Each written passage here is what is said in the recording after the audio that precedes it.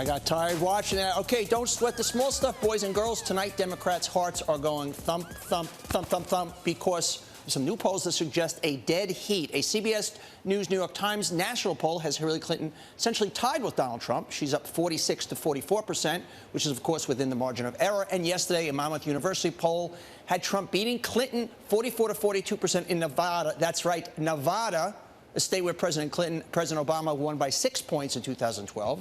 After 3 days spent wrestling with pneumonia, Hillary Clinton returned to the campaign trail, flying to North Carolina, a swing state, and taking the stage to the familiar chorus of "I feel good." Hillary, we knew that you would. Afterwards, Clinton took some questions from the press, including one by NBC's Andrea Mitchell, who asked when exactly Clinton informed her running mate, Tim Kaine, about her pneumonia diagnosis. I communicated with Tim. I talked to him again last night. He has been a great partner, and he's going to be a great vice president. We communicated. We've communicated, but I am, not going to go into our personal conversations, and I feel very comfortable and confident about our relationship, and I really look forward to working with him closely. Okay, Johnny, Hillary's first day back. Has she put this health issue finally behind her? And more importantly, where does she go from here? Well, Donnie, I think there's a whole lot to cover in this topic. I mean, there's I think that, there's going to be a lot of focus on her and a lot of scrutiny, obviously, in the wake of this health incident that she had. But if she continues to look as she looked today in North Carolina, if she looks strong, if she looks stable, if she doesn't have anything else, any other incidents that take place that relate to her health, I think this thing is now in the rearview mirror for her. But man, she is looking at not a whole new race. I mean, some people would say this race was always going to be close, and certainly that's the talking point out of the Clinton campaign. But she's got a very different environment right now that she's dealing with. A month ago, you had Democrats rubbing their hands together and thinking you could have a landslide coming. Now the Democrats broadly are freaking out about how close this race is. Absolutely, John. The health is not her physical health. The health is obviously about her campaign. And here's what's changed. And I've always said this election is about, is it going to be, do you choose, which is worse, the untrustworthy, unlikable, competent establishment candidate, or the new, unbalanced, potentially dangerous, racist candidate? And what's happened in the last 3 weeks is basically on the Clinton side, the untrustworthy stuff, the unlikable stuff is going up. And Trump, by going to Mexico and not causing a riot, by going into African-American communities, by giving speeches where there have been no horrible negatives, acting normal, the scary part, the unhinged part, has gone down. And that's what you're seeing in these polls right now. Right. Well, one of the things that's interesting, somebody asked the question yesterday to our pollster, Ann Selzer, about what was going on in Ohio, and our poll that we put out yesterday that had caused a lot of people to get freaked out on the Democratic side, whether it was that Trump was gaining strength in Ohio or Clinton was fading. And when Selzer looked into the numbers, it seems like what's happened so far is that Clinton's support has faded a little bit. That's bad news in the sense that it suggests the campaign is not going as well as it should for her. But it's good news in the sense that some of it's probably reflecting this health issue. And if Clinton puts that behind her and moves forward and starts making both an aggressive case against Trump and putting forward some kind of positive vision on her side, she could probably get some of that fading support to whatever the opposite of fade is, to kind of get some of that support back and put herself back in a better position in the race. Absolutely. Let's not forget those polls were taken Friday through Monday, the worst 2 days in terms of deplorable baskets and as far as her health issues. The other scary thing for her, though, as far as some of those numbers, is the enthusiasm numbers are leaning very, very heavily towards Trump. And as you know better than anybody, it's where is the pulse? Where is the excitement? Where is the enthusiasm? And her candidates, her backers are still much more begrudging than his are. Okay, continuing our health watch of the candidates. That interview Donald Trump did with Dr. Oz finally aired today, revealing a summary of Trump's latest physical exam. We now know that he takes a type of drug that lowers cholesterol. And this is the important one, guys, Trump's testosterone level is a whopping 441, and that the 6'3" Republican nominee is a wee bit overweight at 236 pounds. And in case you're wondering, that's a little too heavy for Trump's liking. I think I could lose a little weight. I've always been a little bit this way, I've sort of always been that. I was probably a good swimmer, but I've always been this way. I think that, if I had one thing, I'd like to lose weight. It's tough because of the way I live. But the one thing I would like to do is be able to drop 15, 20 pounds. It would be good. Okay, Trump's campaign released only a very brief summary of his health from his doctor, and while there are some details about his blood pressure and the last time he got a colonoscopy, it's less than what was expected when his campaign said weeks ago that Trump was going to publicize his medical records, and it's less information than what Hillary Clinton's team has made public. John, Trump remains, by any standard, the least transparent candidate for president in our lifetime. Will there come a time where he's going to pay a price for this opaqueness? Well, first of all, I want to say, Donnie, just in the interest of full disclosure, what's your testosterone level? You know, I'm afraid to take it because it's just, I don't think it's going to be very good. But that's a whole other discussion. No, I talked to my therapist about that, but we don't want to talk about that today. Donnie, I think you'd break the scale. You'd be like 500, 600. I don't even know if that's possible, but I'm sure you're way up there. It is the case that Trump remains the least transparent major party nominee in our lifetimes. And I think one of the big things that has happened over the last few weeks is that we're starting to finally see the reporters and others kind of really starting to turn their scrutiny towards Trump and trying to hold him accountable to a greater degree than he's been held accountable so far. Whether that will stick to him or not, I mean, I know there are people all over the country that think that if we reporters just do our jobs and talk enough about the many areas where Trump is engaged in behavior, whether it's on his charitable foundation, whether it's involved with his tax records, I mean, both of which are areas of huge concern. But if we focus all of our fire on them, that will somehow change the calculus for voters in the election, in the electorate. And I just not 100% sure that's true. Doesn't mean we shouldn't do it. We should do it. All of our colleagues, we should do it. But I'm not sure that will necessarily mean there will be some huge drop-off in his support. John, I absolutely agree with you. There's an advertising term called permission to believe, that you want to get a consumer to buy a product, you got to give them permission to believe. Trump supporters want to believe in him regardless. You say to them, well, his charitable foundation, you took the money under somebody else's name, gave it under his name, and then profit. Well, you know, he's kind of a good businessman. They are so distraught by the status quo. There is such dislike for Hillary Clinton that unless he goes rogue and starts saying horrifically hateful, horrifically bigoted things, it doesn't stick. The hateful things stick. Right. The lies don't stick. The cover-ups don't stick. The hateful, scary stuff sticks. This stuff doesn't stick. Right, and I think, look, I think part of the problem with this discussion for a lot of us is that, you know, there is a whole, for people like you and people like me, Donnie, and a lot of other people, you know, our lives have gotten better over the last 20 or 25 years. There are a lot of people in this country who have seen nothing but stasis and in some cases degradation of their lives, economically speaking, over decades. And they look at establishment politicians on the left and the right. They've had Clinton, they've had a Bush, they've had an Obama, and nothing's gotten better. A lot's gotten worse. And some of them who don't even agree with a lot of the things that Trump has said or done, they're still willing to roll the dice with Trump because they think it couldn't get worse, which points to the strategic imperative for the Clinton campaign, at least one of them, which is to make sure that people understand that it could, in fact, get a lot worse. You got to scare the bejesus out. You know, it's interesting. They call him a snake oil salesman. What a snake oil salesman does is when you've tried everything else for your cure, trust me, this snake oil is going to cure it. And people go, I got to believe it. I have to believe it. And that's what's going on here. Okay. Coming up, you've got mail, we know, because some hackers probably posted online. We'll talk about Colin Powell's inbox and more right after these messages from our sponsors.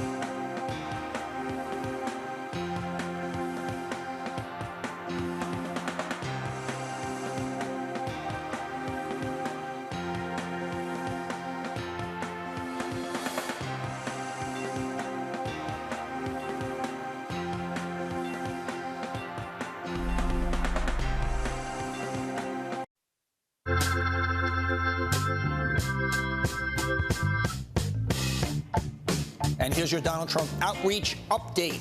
Yesterday, as part of Donald Trump's outreach to African-American voters, Donald Trump spoke at a predominantly black church in Flint, Michigan. And on Dr. Oz, as part of his outreach to women, Trump said that prescriptions should not be required to buy birth control.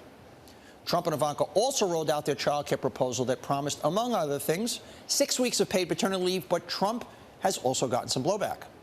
After the pastor of that Flint church interrupted a mid-speech when he started criticizing Clinton, Trump returned the favor this morning in a classic phoner with his good friends on Fox and Friends. The treatment was great, but something was up because I noticed she was so nervous when she introduced me, and she called NBC, ABC. ABC was the owner of an NBC network, and she said he owns ABC, and we sort of smiled together backstage. And when she got up to introduce me, she was so nervous. She was shaking, and I said, wow, this is sort of strange. And then she came up. So she had that in mind. There's no question about it. Clinton, during her media reveal late this afternoon, called Trump's comments insulting and wrong. Also, in an interview with Cosmopolitan magazine, Ivanka had some trouble answering a tough question about the child care plan and whether it applies to gay men who adopt. She also refused to discuss a 2004 statement made by her father, who said pregnancy is an inconvenient thing for business. Okay, John, seems like every time Trump reaches out to his non-base voters, in some ways, it blows up in his face. Does he continue to keep reaching out? You know, I think, Donnie, that he will continue to do it and continue to try to do it for the reasons that we talked about weeks ago when he started his ostensible minority outreach, that he's trying to assuage the fears of a lot of moderate suburban Republicans, especially Republican suburban women. I don't think it's going to work for him with those groups, and you can see that today. It's like, he does the African-American, the trip to Flint. He talks to this African-American pastor, and the next day he's taking shots at her on television. I would express outrage the way that Hillary Clinton did and say, well, it's insulting. But then, he attacked the Pope previously. And so, you think that, if you can get away with attacking the Pope and attacking all the other people that Trump's attacked, he has no compunction about going after someone that no normal politician would go after, which is to say a female African-American minister. Yeah. Not only did he go after her, he lied. In a subsequent interview, he said that basically people started booing her when she interrupted him, and he said to the crowd, no, calm down. It was the opposite. At certain points, they were heckling him, and she got up and said, no, he's our guest. Listen, so just blatant lie. Where he gets in trouble, I actually think he should continue to do it because, once again, the headline just reads child care. The headline reads he went to Mexico. Right. But when he goes mano a mano with a female African-American priest, that's when he loses, when he takes down a little guy. He lost America with the cons because that was hateful and that was specific and that was at the little guy. That's where he loses. And if he's going to reach out and he can't stay away from that fire, he should keep his hands in his pocket. Okay, you can file this next topic under email colon Powell this week. Personal emails from former Secretary of State Colin Powell were hacked and leaked, and they revealed some colorful rhetoric about what Powell thinks of the 2016 race.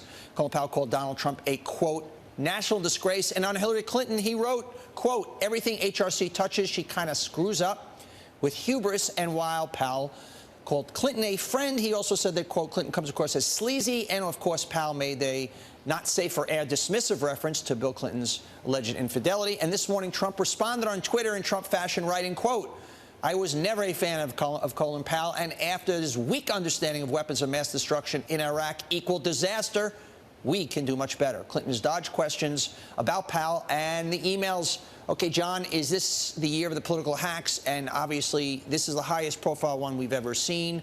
What kind of fallout can we expect from this leak and in general going forward in the next 55 days in this election and as a country? Let's start with the easiest one here, just at the level of Colin Powell. This guy has been the most sought-after endorsement of both parties ever since, well, for the last 2 election cycles. Barack Obama had his endorsement in 2008. It was a big deal when he got it. Everyone expected him to endorse Obama again in 2012, and he did. I think he was one of the big names that was still out there in terms of endorsements, and this will now make that endorsement, I think, somewhat tainted if he even decides to do one, just because he's now, out there as having criticized both sides. It's an interesting one of these stories, right, where normally if Powell had just attacked Trump the way he did, the left would be cheering. Instead, he attacked both Trump and both Clintons. And so no one knows quite to make of it, except apparently Colin Powell has a lot saltier language in his private emails than he does in his public television appearances. On the micro level, I don't think it does take him out of the endorsement business, but I don't think we're in the endorsement business in the election. Both these candidates are 100% awareness levels, so polarizing. I don't think any surrogate's going to swing one way or the other. The scary thing for me is on a bigger level, us as a society, and this needs to be a wake-up call for us, because there is not a human being, with the exception of you, John, if you went into their emails, if you went into their text, you're going to find things that are nasty. That's how we communicate as individuals versus publicly. So a very scary wake-up call for all of us. Well, and look, we've seen these DNC email hacks, and so far some of them have been quite explosive politically, but none of them have had kind of flavor and texture and contour and personality. This is the first one that's really had that, with a genuinely famous person saying things that are genuinely embarrassing to him and to others. It just really is, I think, there's a kind of, it forebodes, it foretells future releases of this kind. We're waiting for WikiLeaks. We're waiting for Julian Assange to drop some more emails. I think some of them could be quite impactful if they are more in this direction. Very scary stuff. Okay, coming up, Donald Trump gave a speech about taxes today. We will talk about that and more right after this.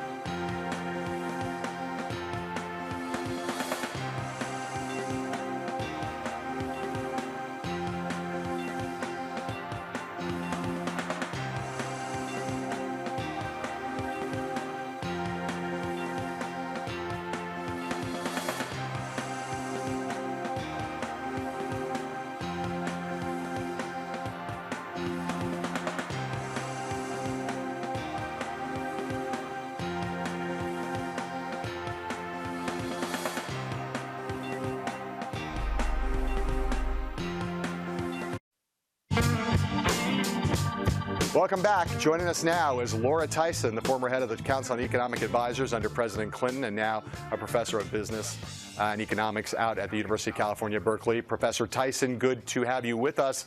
Donald Trump delivered his tax speech today. Just give me your sense, just give me your big overview at this point. What do you make of it?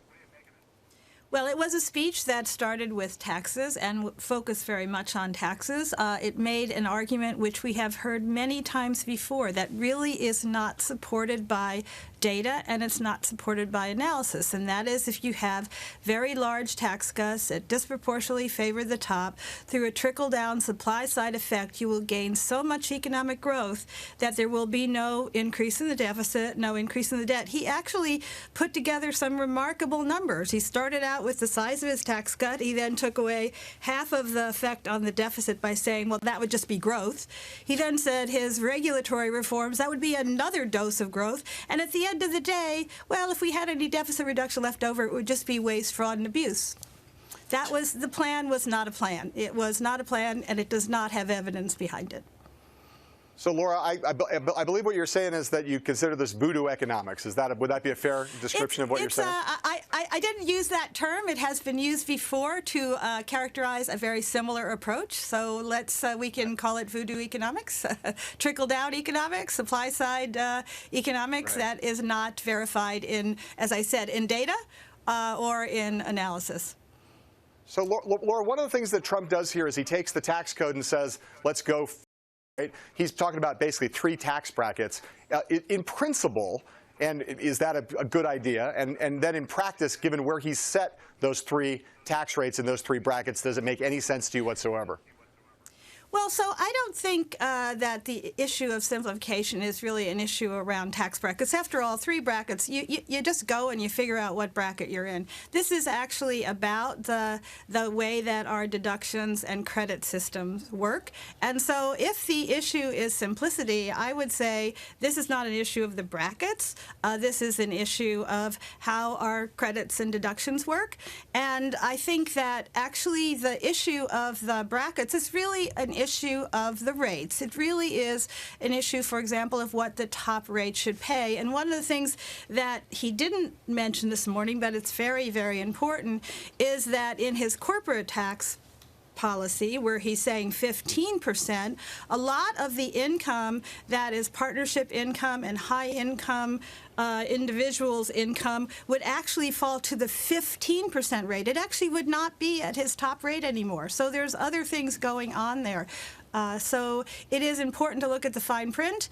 I don't think 3 brackets is the issue of simplicity. It's certainly the real issue here is what's the amount of tax revenue lost, who is paying the taxes, what happens to the deficits, what do you have to cut in order to have a sustainable debt going forward if you use this kind of massive tax cut disproportionately biased to the wealthy. Laura, it's Donnie, and the answer to that question, it's $3 trillion. But we could spend the next hour talking about trickle-down economics and all the points of his plan. Right, we I could. want you to take off your economics hat for a second and just put on your mom hat, your working hat, your out to dinner hat, and John, same thing, take off your journalist hat. And we both travel in very smart intellectual circles. I have not had one discussion with anybody about either candidate about their tax plans. This election, I've never seen an election that is less dependent on issues and is pure guttural. I can't stand this one. I can't stand that one. Does it even matter what Trump is coming out as far as his tax plan? Forget that we could dump all over it as you have, and I could spend the next half hour. It's almost irrelevant at this point. Is that addressed to me? So I'm an economist, and I tend to want to, if I go into those kinds of conversations, I tend to want to get people to talk about the economic issues. Maybe it's true that in the initial conversation, people are talking about something else, but I am an economic advisor, and I tend to look at the 2 candidates in terms of what they are proposing economically. I think she has a very sound, very sensible plan that actually includes some tax cuts. For example, there's some simplification and tax cuts for small businesses, very important. She has some very important pro-growth investments, infrastructure and education. I'll just take as example. He says nothing about education. I would say on the stuff we've heard about this week, the child care and paid leave, if you look at this, I can change the conversation at a dinner party by basically saying, you know, we are the only country of the developed countries without paid leave.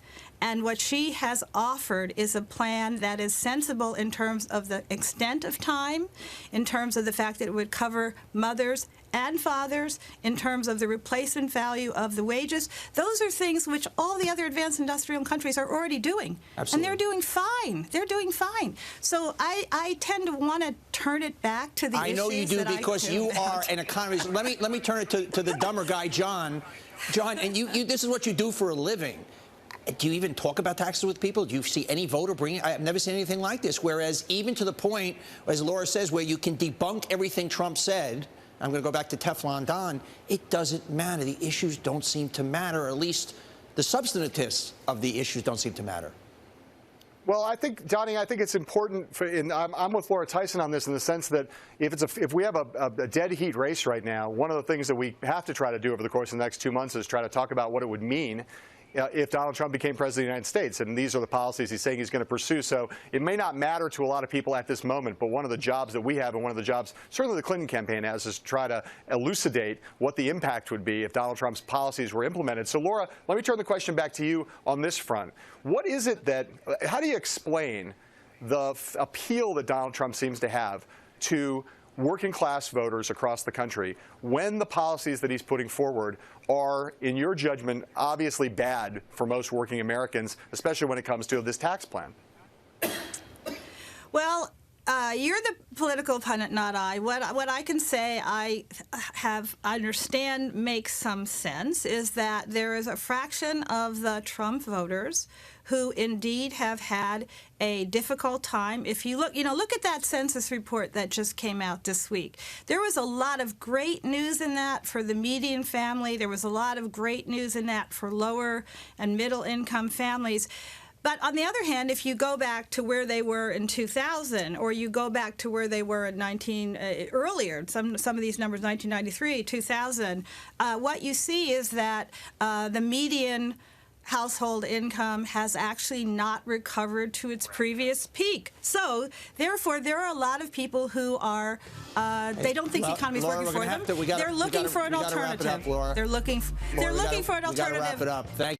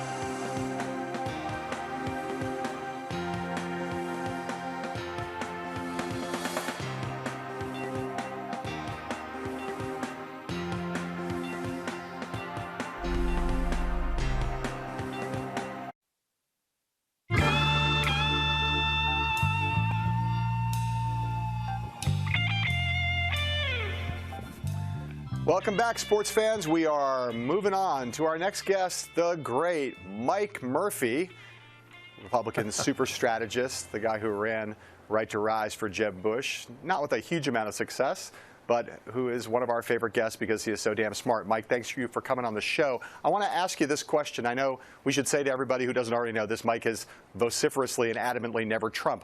But I want to ask you like a question of political sociology here, Mike. We had Donald Trump Jr. on the radio this morning in Philadelphia. He made a comment, a kind of perplexing comment that I don't really even understand exactly, but he invoked the notion of gas chambers. The Clinton campaign jumped on it. Their director of Jewish outreach put out a statement saying, this was like ridiculous and abominable for him to use that in a kind of casual conversation. There's a lot of discussion about other things the Trump campaign has done that trade at anti-Semitism. What's your view about what's happening in terms of the campaign's impulses and what it gets out of continuing to go back to these tropes?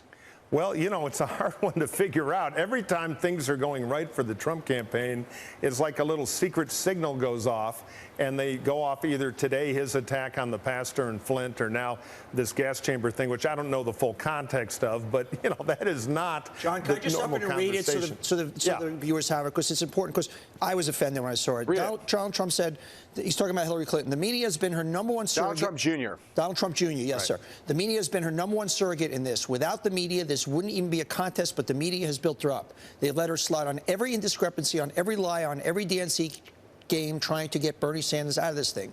If Republicans were doing that, they'd be warming up the gas chamber right now. Yeah, no, look, it's totally untoward. It's offensive. These guys, they don't have the norm. It's not a normal campaign.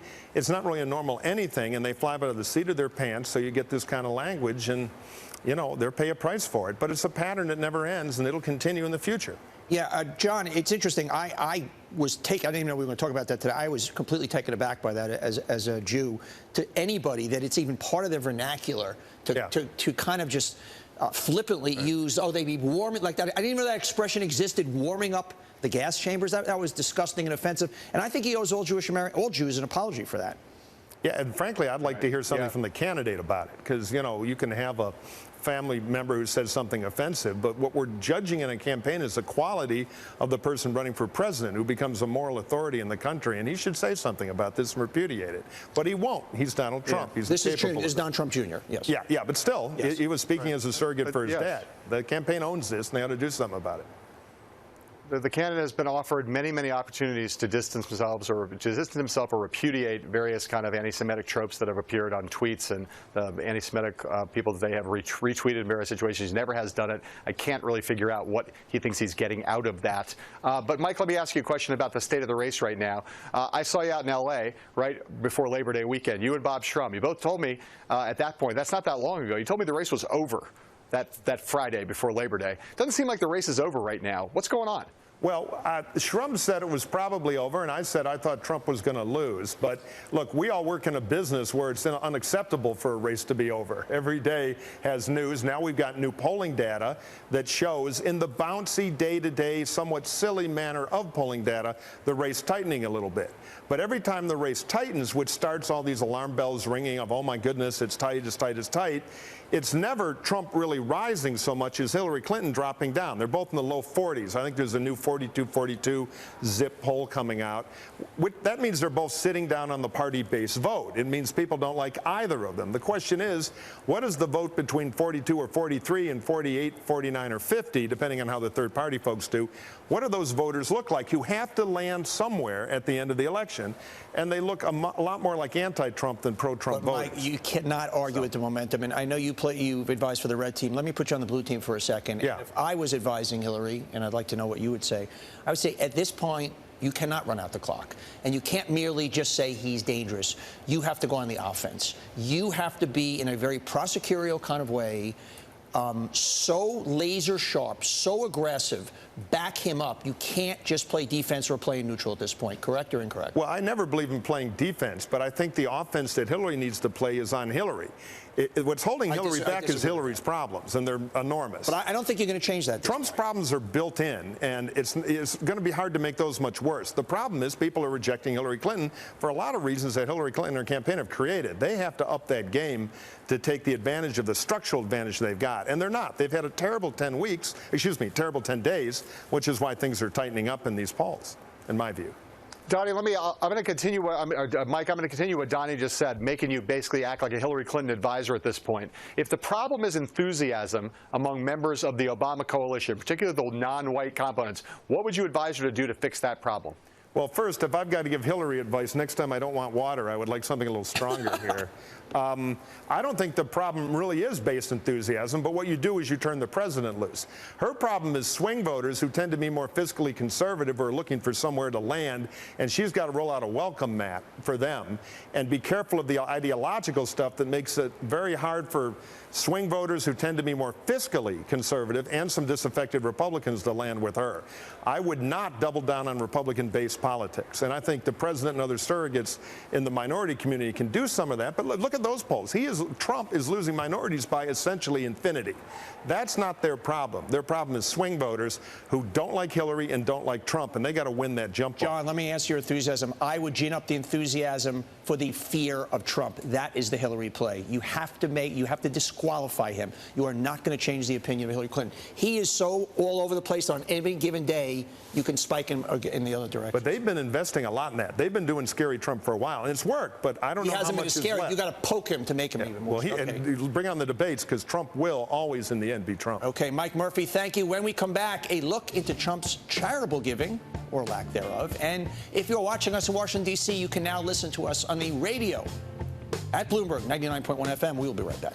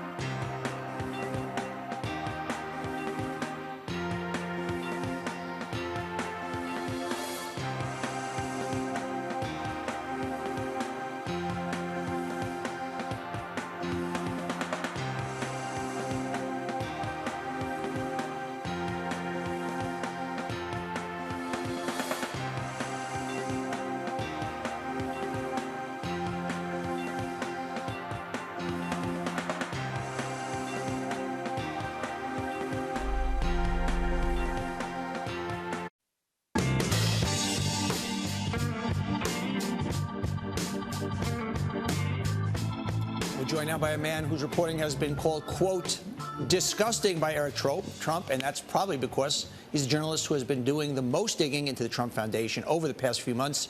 He's been chasing leads and collecting extensive notes, trying to get to the bottom of Trump's charitable givings, and he joins us now from Washington, D.C. at the Washington Post newsroom. David Fahrenthold, thanks for joining us. I happen to think your reporting is fantastic. I know you've spoken to over 300 charities that the Trump Foundation has, quote, unquote, given money to. I'd love you to start with an anecdote, because it kind of sums everything up, about the money that the Trump Foundation gave for the Palm Beach Police Association, then held an event in Mar-a-Lago. Tell us kind of the little trail there, and I think it sums everything up. Sure. Well, it's important to know that Donald Trump's business in Mar-a-Lago really depends on charities. It depends on being in the good graces of charities. For instance, the Palm Beach Police Foundation holds one of the biggest social events of the year in Palm Beach. They rent out Mar-a-Lago. They pay $270,000 for one night. So this is a charity whose business is very important to Donald Trump. And a few years ago, he decides he wants to give them a donation, sort of to keep in their good graces. So he does it, but he doesn't actually give his own money out of his own pocket. Instead, he goes to the foundation of a friend of his who's now dead. He asks that friend's foundation, hey, look, I'm raising money for the Palm Beach Police Foundation. Can you give me a little bit? They say, sure, here's $150,000. Well, Trump takes their money, but he tells them, don't give it straight to Palm Beach, give it to me. Trump takes their money. He then gives it himself to the Palm Beach Police Foundation under his own name, and then he gets the credit. He gets a big award, a giant crystal palm tree at the next policeman's ball for his selfless support of the Palm Beach Police Foundation. So he's managed to keep a customer happy and get this big award for his philanthropy, and he hasn't actually used any of his his own money. It was all other people's money. And made $260,000 for his business as a result of it. That's right. It's a great country. John?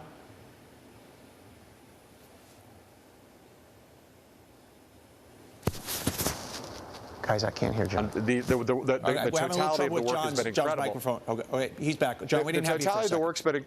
John, start again. We didn't have you for a second. Sorry, guys.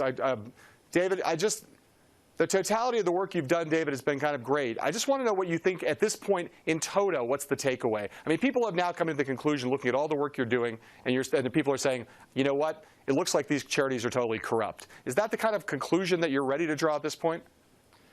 Well, with Trump, it's not so much, I guess, corruption. There are cases where it seems like they've broken IRS rules and violated the law. But what's interesting about this is sort of a test of a moral test of Trump. Okay, this is a guy who's very, very wealthy. He lives among very, very wealthy people, and those folks often feel some sort of responsibility to give back to the communities they live in, to the institutions that help them. And what we see about Trump is all the evidence points to the fact that he does not feel that responsibility. He knows he has to look charitable, and instead he goes and finds other people who are willing to sort of pay his philanthropy for him. So he's not seeking to sort of have the actual sacrifice of philanthropy. He's seeking to have the appearance of it, and he's seeking to have other people pay for him to have the appearance of that.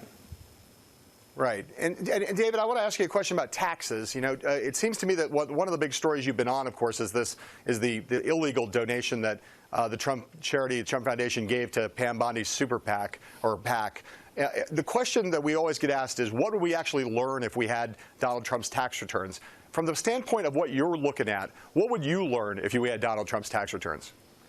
Well, for me, the biggest thing would be whether he gives any money out of his own pocket to charity. And what his folks have told us all along was, yes, the Trump Foundation, he hasn't given any money to the Donald J. Trump Foundation since 2008. But there's all this other money that he gives out of his own pocket, privately, personally. He doesn't want people to know about that. And I haven't found any evidence that's true. I've called 327 charities that seem closest to him. But if we could look at his tax returns, we'd know if he was telling the truth, or if perhaps he's actually not given away anything, or not given away as much as he said. David, I know this reporting started with you where the money he gave to the veterans that he hadn't given until he was called on it. And, you know, I just find we could say the wonderful things about Trump, and we could say a lot of bad things. I find this one of the most reprehensible things, to not be giving your own money, to taking other people's money and then taking the credit for being charitable is reprehensible from a moral point of view. I don't know how you look at it any other way. David Fahrenthold, thank you so much. When we come back, we will catch up with two reporters right after this.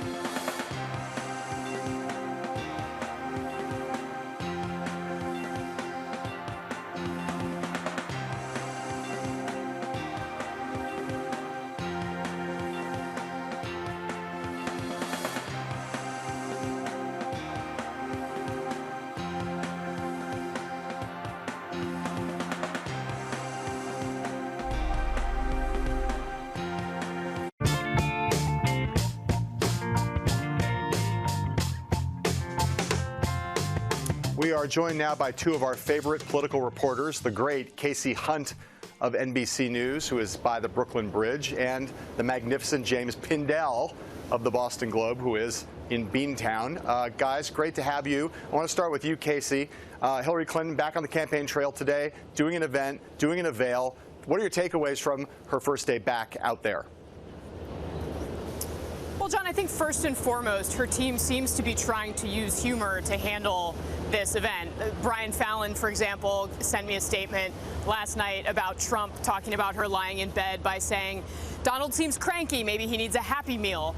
And of course, her staff had her come out to I Feel Good by James Brown today. So I think, that's how they're trying to kind of make light of what's gone on the past 3 days. Now, to a certain extent, how else are you going to handle it? But Clinton herself seemed to use this as a way to talk about the campaign in a broader sense. She talked about how she spent 3 days at home and how this has made her more reflective. The speech she gave in North Carolina, kind of a little more thoughtful in some ways, a little more personal. And they clearly want to make sure that they're sending the message that she's still just trying to pick up right where she left off. This is not something where they need, a campaign reset. I think that's part of why you saw her, go right back out and talk to reporters today like she had been before she got hit with this pneumonia. Memo to our friends in Brooklyn. I believe that it's the case that James Brown may have died of pneumonia, so you might want to rethink that music for when you have Hillary Clinton come out on stage next time. James, I got to ask you, I'm up in New Hampshire right now. This is a state you know well. Suddenly, like a lot of battleground states, this state looks close when it didn't look that close just a few weeks ago. So what's changing here on the ground where I am in New Hampshire, where Donald Trump will be shortly? What's changing that's making it newly tight here? Well, I think you have a couple of things, but one of them is the fact that Donald Trump has largely been silent. He has not had a new controversy. And you're also finding that Republicans, following a Tuesday state primary in a number of races, they're beginning to coalesce behind him. If you look at some of those numbers, Republicans are coming behind him more. The real battleground, of course, are going to be independent voters. And one thing you're finding up there, I'm sure, when you're up there, John, is that the dynamic in New Hampshire is the same as it is in Iowa or in Florida or Ohio or North Carolina, where Hillary Clinton has a large field operation. They have well over 150 staffers in the state, and Donald Trump has a very small operation, very message-driven. However, you have to give Donald Trump credit for something. He is showing up. Hillary Clinton has not been here since one appearance with Bernie Sanders when he endorsed her since the primary season. I think this is the third time he's been here in a month. Casey, let's put the health issue aside for Hillary and let's pretend that never even happened. But let's look at the polls right now. Trump, several weeks back, are coming out of the convention. Obviously, was in bad shape to the campaign's credit. They rebooted in terms of staff and, more importantly, in terms of message. Obviously, Hillary Clinton is not changing staff. Are you getting any inclinations from her people that there's going to be some strategic shifts now that the polls, no matter how you look at them, have changed dramatically in the last few weeks? Donnie, I think that there is an acknowledgement inside the Clinton campaign that they need to do more than just prosecute Donald Trump. I mean, I heard you guys talking earlier in the show, and I think that it may have been Howard that was making the point that they have been very effective over the summer in criticizing Trump, and she clearly found her footing doing that. And the challenge, and Jen Palmieri talked about this a little bit on the plane today with reporters, the challenge is making sure that that melds up with Hillary Clinton's message and that Clinton herself is making this positive case. I think that's my sense from talking to them privately, is that that's what they're feeling in these polls. They feel like they need to move some of those numbers by making the affirmative case for her. And she was set to do that starting this week until she was sidelined briefly by this pneumonia. So I think, that's their challenge going forward. Now, they will also push back and say some of these polls we're now seeing likely voter screens instead of registered voter screens. That's a switch, made by pollsters after Labor Day. And basically the way that the pollsters are cutting the data is giving us a sense that this race might be closer. So the challenge, of course, is what assumption do you make about how many white working class, especially male voters, are going to show up, and how many of them are going to act differently than they have in the past. That is, maybe break away from Democratic Union tendencies and move onto the Republican side of the ledger. So I think that's part of why you've seen Hillary Clinton spend a lot more time in Pennsylvania, for example, than in New Hampshire, where James is. She's going to be back in Philadelphia again on Monday. I feel like I've spent the last 3 weeks in Pennsylvania. James, picking up on Casey's point about upticking the affirmatives for Hillary Clinton, here's a person who's been in the public eye for 30-some-odd years. To say that her negatives are baked in is an understatement. I don't think she can move her affirmatives up. And I actually do think you still have to stay on the negative. I'd love your thoughts on that.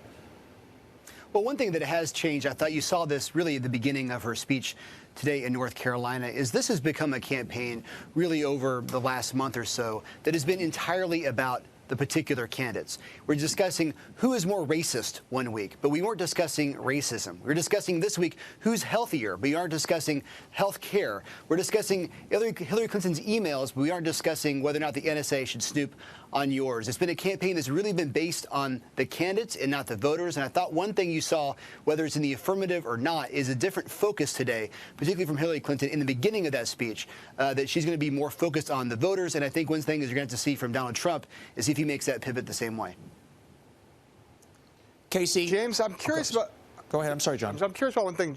I'm curious about one thing, James, about this state, about New Hampshire. You know, you mentioned earlier that you thought that some of the dynamics of what's driving the change in the race are kind of the same as in New Hampshire as they are in some of the other battleground states. The one thing that's true here is there's not a very large non-white population here. And so today I was up here with Tim Kaine, and he was making a number of pitches directly to millennial voters here, which is the big part of the Obama coalition that is represented in New Hampshire. What do you think that the Clinton campaign believes it has to do or can do to try to generate some kind of enthusiasm among millennial voters who had been so strongly in favor of Bernie Sanders in this state and others? Boy, that is a huge challenge. I mean, when we talk to the campaign staffers on the ground, that is the big challenge. How do they drive out these millennial voters? Because right now, they have not been that enthusiastic. But one path that Hillary Clinton has found in New Hampshire, whether it was her comeback in 2008 or even when she was riding high for a while in New Hampshire, is among women. And so that sweet spot of millennial women is what they're really going after. You've seen that in their surrogates and in different trips, and obviously you see that a little bit today. But that is absolutely the hot spot for them. Casey, another variation on the same question. You know, we see them sending this weekend out to Ohio now that the alarm bells have been rung in Ohio thanks to Bloomberg Politics poll and a couple other polls in Ohio. They're sending Elizabeth Warren and Bernie Sanders into the state of Ohio this weekend to try to fire up the Democratic base and their coalition. Do you have a sense that Brooklyn is now starting to become alarmed about this enthusiasm gap that we're seeing in the polls? I do think that there is a sense that this is something that is potentially growing and potentially problematic. And you could really tell that actually on the trail this week with President Obama, who campaigned for her in Philadelphia. You could hear, and if you kind of read between the lines of that speech, you could tell that he and his team are very aware that there is the potential for a lot of the people that showed up for him, and a lot of, he pulled so many new people into the system, and, there's really no good way to tell necessarily who among those new people is going to stick around and vote for Hillary Clinton, and that, I think, is really the challenge here, and obviously Ohio is kind of ground zero for all of this, right? I mean, this is a state where you're seeing a Republican who's running a strong race, Rob Portman, polling far ahead of the Democrat. I think between that as well as the tightening polls at the presidential level, yeah, there are definitely alarm bells. And I think, you have to combine, in the case of Elizabeth Warren and Bernie Sanders, the progressive millennial base with African-American voters and making sure those turnout levels are where they were for Obama. That's actually pretty challenging at this point. Casey, in 10 seconds, I'm going to ask James the same question. What do the Clinton people think they have to do 9 days from now in that debate, in one sentence? They have to not let Donald Trump exceed expectations. James, I know you're not working on the campaign, but what would you think that Donald Trump needs to do in one sentence in that debate? Make it not about the issues and entirely about her. Okay, James Pindell, Casey Hunt on the spot. Thank you so much. We will be right back, guys. Thanks.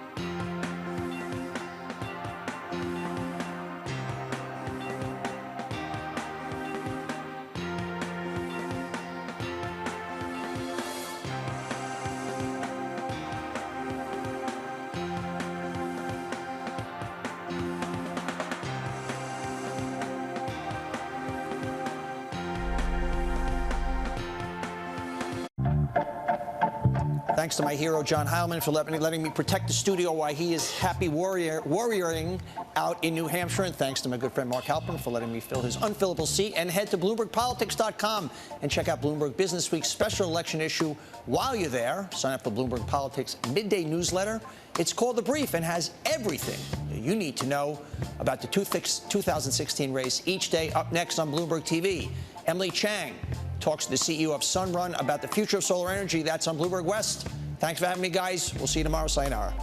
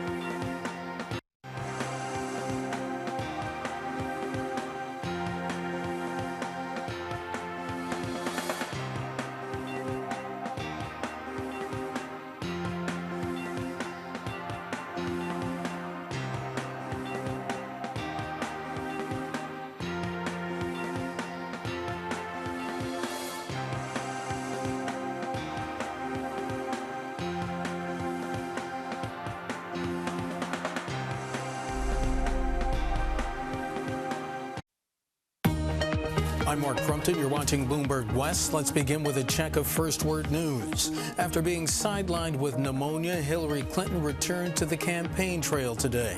She told a rally in Greensboro, North Carolina, the time off gave her moments to reflect. Donald Trump today unveiled his economic plan, one that promises to lower taxes, cut regulation, and create jobs. He told the Economic Club of New York the only thing Hillary Clinton can offer is, quote, a welfare check. Not one single idea she's got will create one net American job or create one new dollar of American wealth for our workers. Mr. Trump also said that he would look to cut regulations, which he says have stifled American growth. He also said that he wanted to cut the corporate tax rate, currently at 35% to 15%. A New York City police officer has been taken to Bellevue Hospital after authorities say he and a fellow officer were attacked near Penn Station by a man with a meat cleaver. The suspect was shot by authorities. Both officers are expected to survive. Global news 24 hours a day, powered by more than 2,600 journalists and analysts in over 120 countries. I'm Mark Crumpton. This is Bloomberg. Bloomberg West is next.